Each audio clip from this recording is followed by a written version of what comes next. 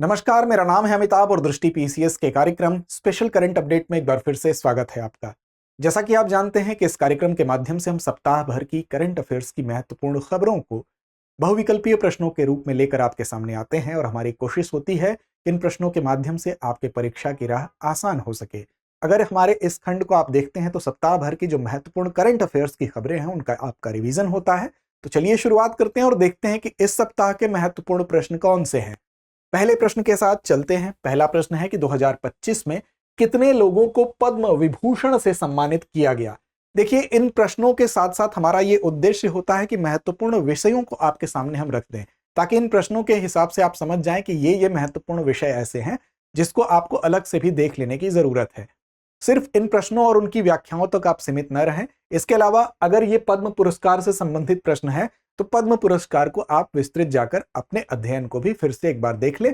ये बेसिकली हमारा उद्देश्य होता है कि जो सप्ताह भर की खबरें हैं उसमें महत्वपूर्ण अंश आपके सामने हम प्रस्तुत कर दें।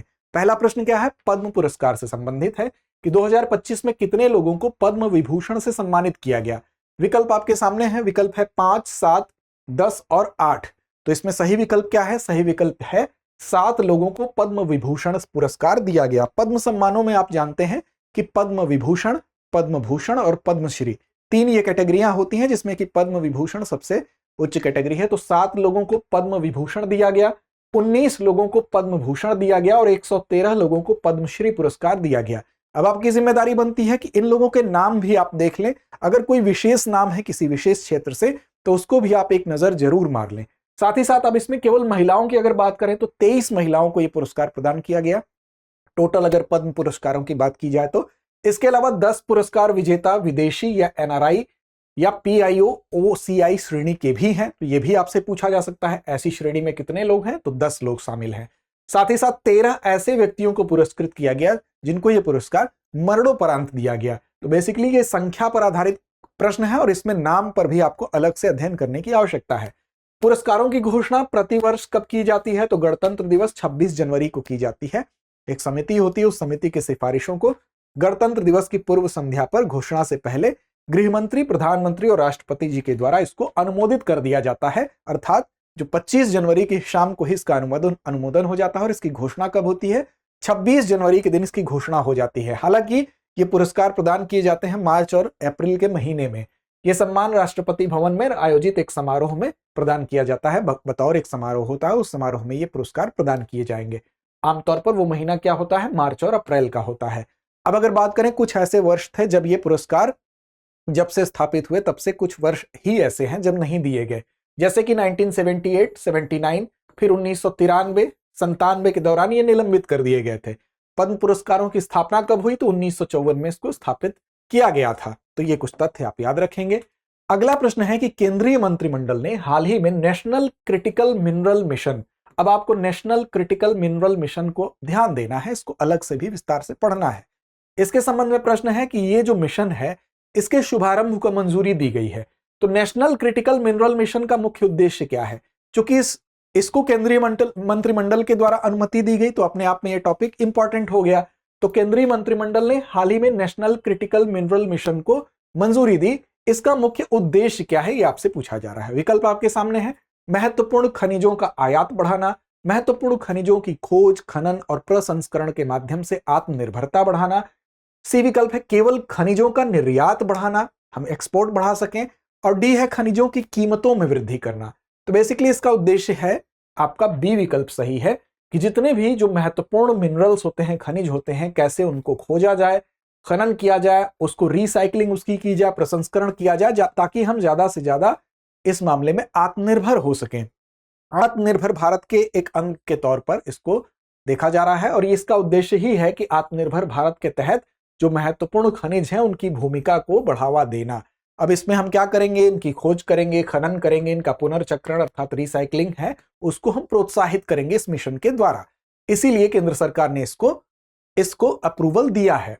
खनिज संसाधनों को लेकर भारत की आर्थिक और रणनीतिक सुरक्षा सुनिश्चित हो पाएगी। और इस मिशन के लिए जो राशि आवंटित की गई है वो कितनी है? तो 7 वर्षों के लिए इसके लिए 34,300 करोड़ रुपए का बजट निर्धारित किया गया है, जो कि एक बड़ी राशि है। 23 जुलाई 2024 को वित्त मंत्री ने 2024-25 केंद्रीय बजट में इसकी मिशन की घोषणा की थी। और रणनीति की अगर बात करें तो जो संबंधित मंत्रालय हैं, सार्वजनिक उपक्रम हैं, निजी कंपनियां और अनुसंधान संस्थानों के साथ मिलकर ये कार्य करेगा। और इसके भीतर जो अपतटीय क्षेत्र होते हैं वहां पर महत्वपूर्ण खनिजों को खोजने का, साथ ही साथ उनको प्रसंस्कृत करने का, उनके पुनर्चक्रण को बढ़ावा देने की, प्राथमिकता देने की इसमें बात कही जा रही है। आगे बढ़ने से पहले आपको बता दें कि दृष्टि आईएएस मुखर्जी नगर की क्लासेस अब हो चुकी हैं शिफ्ट नोएडा में। और यहाँ पर जो आईएसडीएस फाउंडेशन प्रीलिम्स मेंस कोर्स का ऑफलाइन बैच है, वो हिंदी माध्यम का जो बैच है वो प्रारंभ हो रहा है 21 फरवरी से। इंग्लिश मीडियम का जो बैच है वो उसकी शुरुआत हो रही है 17 फरवरी से। हिंदी माध्यम का जो टाइमिंग है वो 11:30 बजे सुबह है और इंग्लिश मीडियम का शाम 6 बजे। वहीं लखनऊ और प्रयागराज की बात करें UP PCS GS foundation batch की, तो लखनऊ में 24 फरवरी, प्रयागराज में भी 24 फरवरी। लखनऊ में टाइमिंग है 8 बजे सुबह और प्रयागराज में भी सुबह 7:30 बजे। अगला प्रश्न है वार्षिक शिक्षा स्थिति रिपोर्ट अर्थात ASER 2024 की जो रिपोर्ट है उसके अनुसार हाल ही में किस राज्य में पढ़ने के कौशल में सबसे अधिक वृद्धि दर्ज की गई है। अब देखिए ये प्रश्न भी महत्वपूर्ण है। अब इसमें क्या है, आपको ASER रिपोर्ट में जो जो बातें कही गई हैं उसको विस्तार से पढ़ना है। आपको इससे संबंधित वीडियो भी हमारी वेबसाइट पर मिल जाएंगे, हमारे चैनल पर मिल जाएंगे, वहां जाकर आप वीडियो भी देख सकते हैं। अब यहां पर देखिए विकल्प है बिहार, हरियाणा, उड़ीसा, मध्य उत्तर प्रदेश। सही विकल्प क्या है इसका? सही जवाब है डी, उत्तर प्रदेश। अब देखिए इस रिपोर्ट में यह बताया गया है कि जो उत्तर प्रदेश है वहां पर इस रिपोर्ट के अनुसार इस राज्य में ही कौशल में सबसे अधिक वृद्धि दर्ज की गई है। ठीक है, अब देखिए इस रिपोर्ट के बारे में थोड़ा सा हम देख लें तो ये राष्ट्रव्यापी नागरिक नेतृत्व वाला एक प्रकार का घरेलू सर्वेक्षण है। उसी के आधार पर ये अपनी रिपोर्ट देता है। इसमें जो बच्चे होते हैं वो 3 से लेकर 16 वर्ष तक की आयु के बच्चों को इसमें बेसिकली उन पर ही ये रिपोर्ट केंद्रित है। और इसमें जो ग्रामीण भारत के बच्चे हैं विशेष रूप से उन पर फोकस है। और इन बच्चों की स्कूली शिक्षा, सीखने की स्थिति और क्या है, इन सारी बातों का एक खाका इस रिपोर्ट के माध्यम से प्रदान किया जाता है। अब इसमें उपस्थित अनुपस्थित दोनों प्रकार के बच्चों का डाटा कलेक्ट किया जाता है और 5 से 16 वर्ष की आयु के बच्चों के बुनियादी पढ़ने और अंकगणितीय क्षमता क्या है उसका भी परीक्षण किया जाता है, उसकी भी रिपोर्टिंग इसमें होती है। अब पहला ये रिपोर्ट जो है ASER सर्वेक्षण 2005 में आयोजित हुआ था, तो ये भी एक प्रश्न है। और 2005 से 14 तक हर वर्ष में इसका प्रकाशन किया गया, लेकिन 2016 से इसके मॉडल में बदलाव किया गया और अब यह सर्वेक्षण हर दूसरे वर्ष आयोजित किया जाता है। अगला प्रश्न है भारतीय अंतरिक्ष अनुसंधान संगठन इसरो ने अपने 100वें प्रक्षेपण में किस उपग्रह को प्रक्षेपित किया। तो देखिए इसरो का 100वां प्रक्षेपण है तो अपने आप में महत्वपूर्ण है, यहां से प्रश्न बनने ही बनने हैं। तो अब इसमें आपसे हमने जो प्रश्न यहां पर हम आपके सामने ले आए हैं वो पूछ रहे हैं कि 100वें प्रक्षेपण में इसरो ने किस उपग्रह को प्रक्षेपित किया। GSAT-24, RISAT-2B, NVS-2 या कार्टोसैट-3। तो इसका सही जवाब क्या है? सही जवाब है आपका विकल्प सी, NVS-2। देखिए इसरो ने जो अपना 100वां प्रक्षेपण किया उसमें पहले तो यही महत्वपूर्ण है कि 100वां प्रक्षेपण अपने आप में एक ऐतिहासिक उपलब्धि है। श्रीहरिकोटा के सतीश धवन अंतरिक्ष केंद्र से यह हुआ और NVS-2 उपग्रह जो है उसको स्थापित करने के लिए GSLV F-15 का प्रयोग किया गया। तो यह भी पूछ सकता है कि किसका प्रयोग किया गया, तो GSLV F-15 का उपयोग करते हुए यह 100वां प्रक्षेपण किया गया। NVS-2 क्या है, तो भारतीय तारामंडल के साथ नेविगेशन की नाविक की दूसरी पीढ़ी के उपग्रहों की श्रृंखला में यह दूसरा उपग्रह है। और GSLV F-15 की अगर बात करें तो GSLV की यह 17वीं उड़ान है। F-15 से यह मत समझिएगा कि 15वीं उड़ान है, यह GSLV की 17वीं उड़ान है तथा स्वदेशी क्रायोजेनिक चरण वाली 11वीं उड़ान है। तो अगर यह पूछता है कि स्वदेशी क्रायोजेनिक चरण वाली कौन सी उड़ान है तो आप 11वीं बताएंगे और GSLV F-15 की कौन सी उड़ान है तो 17वीं उड़ान है। इसरो के क्या प्रमुख प्रक्षेपण रहे हैं, क्या उपलब्धियां रही हैं, तो कुछ प्रमुख उपलब्धियों की अगर बात करें तो चंद्रयान मिशन की बात कर लें, इसके अलावा आदित्य L1 मिशन की बात कर लें। 2017 में आप देखेंगे PSLV C-37 से एक साथ 104 जो कि विश्व रिकॉर्ड था, 104 उपग्रहों को, सैटेलाइट को प्रक्षेपित किया गया था। तो ये कुछ महत्वपूर्ण उपलब्धियां हैं इसरो की। अगला प्रश्न है 2025 के राष्ट्रीय खेलों का शुभंकर क्या है। शुभंकर, अब देखिए राष्ट्रीय खेलों की बात हो रही है, राष्ट्रीय खेल हमेशा परीक्षा के लिहाज से महत्वपूर्ण होते हैं, तो आपको राष्ट्रीय खेल के सभी पक्षों को ठीक से देख लेना है। इस प्रश्न के माध्यम से आपका रिवीजन होगा। 2025 के राष्ट्रीय खेलों का शुभंकर क्या है? मोरू, मौली, वीरू, शक्ति। तो सही जवाब है आपका विकल्प बी, मौली। राष्ट्रीय खेल कहां पर आयोजित हो रहा है, तो यह आयोजित हो रहा है आपके उत्तराखंड में। और मौली क्या है, इसका शुभंकर है। आयोजन तिथि क्या है, तो 28 जनवरी से लेकर 14 फरवरी तक इसका आयोजन हो रहा है और पीएम मोदी के द्वारा इसका उद्घाटन किया गया। हालांकि इसकी शुरुआत 26 जनवरी को ही हो गई थी, लेकिन उद्घाटन की जो तिथि है वो 28 जनवरी है। मेजबान उत्तराखंड है, शुभंकर मौली है। एथलीटों की संख्या 11,340 से अधिक एथलीट इसमें शिरकत कर रहे हैं। कुल कितने खेल हैं, तो 36 खेल इसमें हैं। और सबसे महत्वपूर्ण चीज कि कुछ ऐसे खेल हैं जिनकी संख्या है 4, जो कि प्रदर्शन खेल हैं। प्रदर्शन खेलों में कौन कौन से हैं, तो कलारी पयट्टू, मलखंभ, राफ्टिंग और योगासन, इन चारों नामों को कंठस्थ कर लें, क्योंकि आपसे विकल्प में कोई एक न देके पूछ लेगा कि इनमें से कौन नहीं है, या कुछ नाम चेंज करके इससे यहां से प्रश्न आपसे बन सकता है। तो इस खंड को जरूर याद कर लें। इसकी थीम क्या है, राष्ट्रीय खेलों की थीम और इसकी टैगलाइन क्या है, तो संकल्प से शिखर तक इस बार का जो राष्ट्रीय खेल है उसकी थीम है, ये भी महत्वपूर्ण है। फिर पेरिस एआई शिखर सम्मेलन 2025 में सह अध्यक्ष कौन है। पेरिस एआई शिखर सम्मेलन ये होने वाला है, फरवरी के महीने में होने वाला है, और इसके सह अध्यक्ष कौन है, ये आपसे प्रश्न पूछा जा रहा है। विकल्प आपके सामने है, Joe Biden, Xi Jinping, Narendra Modi या ऋषि सुनक। तो देखिए इसका सही जवाब क्या है, नरेंद्र मोदी इसके सह अध्यक्ष हैं, इसलिए ये प्रश्न भी आपके लिए महत्वपूर्ण हो जाता है एग्जाम के दृष्टिकोण से। क्योंकि जब भी भारतीय कोई अगर महत्वपूर्ण कोई शिखर सम्मेलन हो रही है, उसमें अगर भारतीय कोई भी महत्वपूर्ण व्यक्ति उसमें प्रतिनिधित्व कर रहा है, तो अपने आप में यह प्रश्न महत्वपूर्ण हो जाता है। तो पेरिस एआई शिखर सम्मेलन जो कि फ्रांस की राजधानी पेरिस में होने वाला है, कब हो रहा है, तो 10 से 11 फरवरी 2025 को। ये क्या है, उच्च स्तरीय एक वैश्विक सम्मेलन है जिसमें कि एआई से संबंधित जो बातें हैं उस पर चर्चा होती है। एआई विनियमन, नवाचार और नैतिक शासन पर ये बेसिकली सेंट्रलाइज है, केंद्रित है। ब्लेचली पार्क यूके में 2023 में और सियोल में दक्षिण कोरिया में 2024 में जो एआई सुरक्षा को लेकर सम्मेलन हुए थे, उसी का यह अनुसरण है, उसी की कड़ी में यह अगला सम्मेलन हम कह सकते हैं। और इसका मुख्य उद्देश्य क्या है, तो वैश्विक एआई नीतियों पर सहमति बनाना, कि विश्व में एआई को लेकर एक ऐसी नीति बन सके, पॉलिसी बन सके, उसके तहत काम हो सके। फिलहाल फ्रांस जो है वहां पर यह हो रहा है, होने वाला है। इमैनुअल मैक्रा फ्रांस के जो राष्ट्रपति इसकी अध्यक्षता करेंगे, और सह अध्यक्ष के रूप में भारतीय प्रधानमंत्री नरेंद्र मोदी को यहां पर चुना गया। हाल ही में पुणे में गुइलेन बैरे सिंड्रोम, यह सिंड्रोम काफी चर्चा में रहा, इसको भी आप ध्यान देंगे, इससे सवाल पूछा जा सकता है। क्योंकि भारत में पुणे में हाल ही में इस सिंड्रोम से पीड़ित मरीजों की संख्या एकाएक ज्यादा देखी गई, और इससे पहले एक अन्य देश में इसका प्रकोप देखा गया, वहां आपातकाल घोषित किया गया, स्वास्थ्य आपातकाल। तो इस लिहाज से यह प्रश्न आपके लिए महत्वपूर्ण है। तो प्रश्न यही है कि इस सिंड्रोम से, गुइलेन बैरे सिंड्रोम के मामले जो भारत में देखे गए, वर्ष 2019 में जीबीएस के सबसे अधिक मामले किस देश में दर्ज किए गए थे, भारत, ब्राजील, पेरू, ऑस्ट्रेलिया। तो देखिए 2019 में ये देखा गया था पेरू में, इसलिए सी विकल्प आपका सही होगा।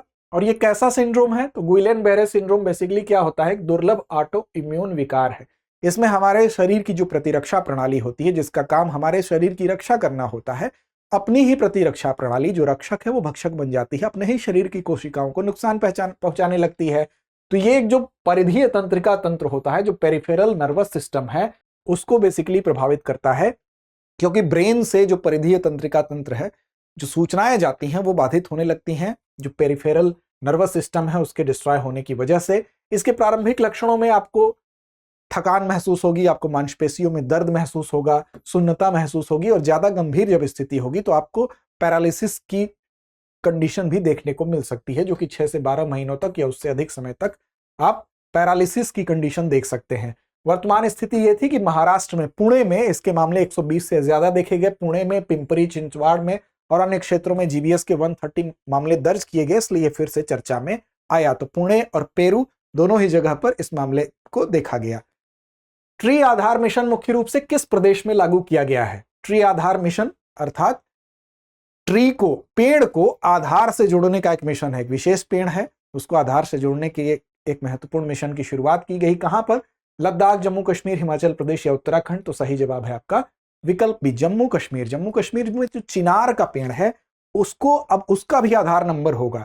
जैसे हमारे व्यक्तियों की पहचान के लिए आधार नंबर है, एक हमारे पास एक यूनिक आईडी है, इसी प्रकार इन वृक्षों के महत्वपूर्ण जो इसकी इंपॉर्टेंस है, महत्व है, उसको देखते हुए इनको आधार प्रदान किया जाएगा और इनकी जियो मैपिंग होगी। यह भी देखा जाएगा कि वो कहाँ स्थित है, उनकी काउंटिंग आसानी से हो सकेगी और उनका संरक्षण हो सकेगा। तो जम्मू और कश्मीर सरकार ने चिनार के पेड़ों को संरक्षित करने के लिए यह कदम उठाया है, ट्री आधार मिशन की शुरुआत की है।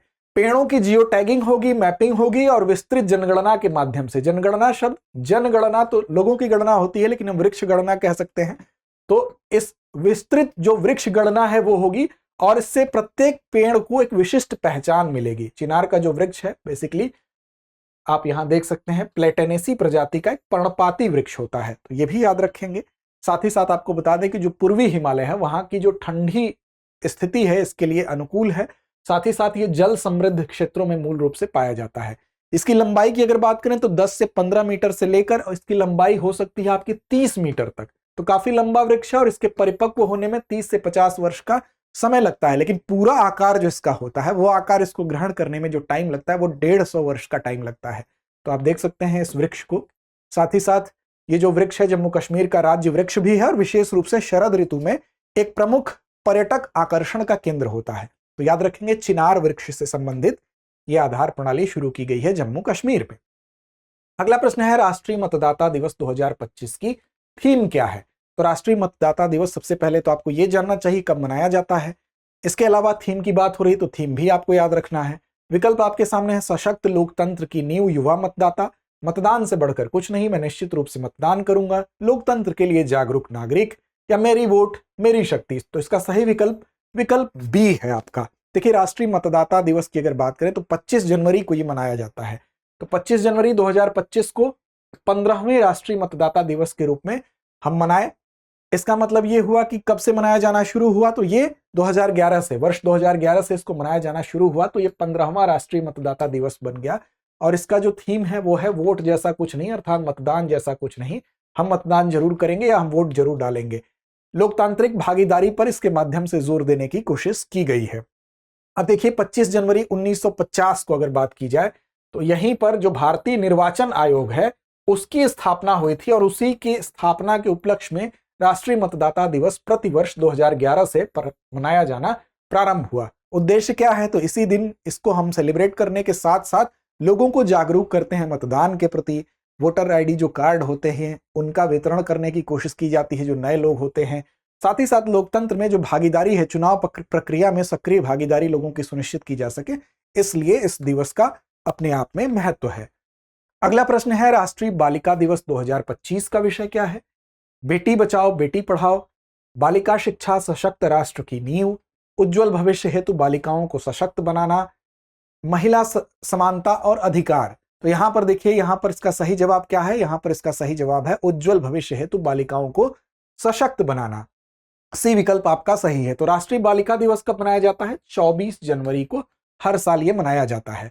अब 2025 का विषय क्या है? तो उज्जवल भविष्य हेतु बालिकाओं को सशक्त बनाना, ताकि जो बालिकाओं के अधिकार हैं उनका सशक्तिकरण किया जा सके, उनके अधिकारों के प्रति उनको जागरूक किया जा सके। साथ ही साथ आपको बता दें कि बेटी बचाओ बेटी पढ़ाओ योजना के भी 10 वर्ष पूर्ण हुए हैं, तो इसको भी आपको याद रखना है। और वर्ष 2025 का जो समारोह है वो चलेगा 22 जनवरी से 8 मार्च तक, अर्थात 24 जनवरी को ये मनाया जा रहा है आपका क्या? राष्ट्रीय बालिका दिवस, और 8 मार्च होता है अंतर्राष्ट्रीय महिला दिवस। तो इस दिन तक ये चलेगा। ये सभी तिथियां किससे संबंधित हैं? बालिकाओं और महिलाओं से संबंधित है। तो इसको याद रखेंगे। 2025 का जो समारोह है वो 22 जनवरी से 8 मार्च 2025 तक चलेगा। समापन अंतर्राष्ट्रीय महिला दिवस 8 मार्च 2025 को हो जाएगा। अंत में बारी है एक अभ्यास प्रश्न की। अभ्यास प्रश्न की जिम्मेदारी हमेशा की तरह आप पर छोड़ेंगे इसका सही और सटीक जवाब देने की।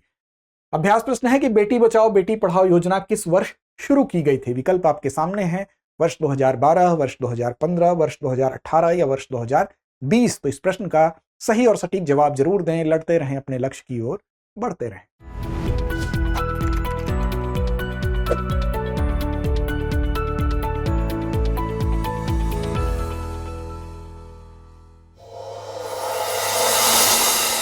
डियर व्यूअर्स, अपने एग्जाम की तैयारी को और बेहतर करने के लिए हमारे चैनल को लाइक, शेयर और सब्सक्राइब करना न भूलें।